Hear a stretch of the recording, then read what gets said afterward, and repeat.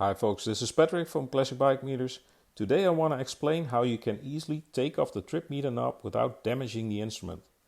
Lately I see a lot of customers bring their instruments in that have been damaged because they couldn't take the trip meter knob off. That's why I made this video.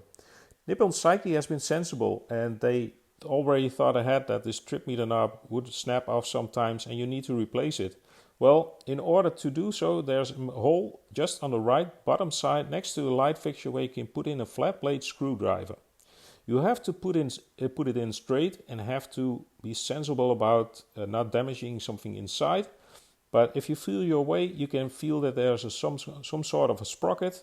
It's a plastic sprocket where you can put the flat blade screwdriver against. And if you turn the knob clockwise, it will come off easily. Sometimes it's glued and it takes a little bit more force, but it should come off easily. Hope this helps.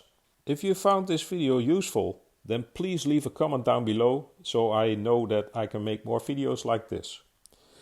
If you need your own instruments to get back to factory fresh and need help in any other way, then feel free to contact me. I serve customers worldwide.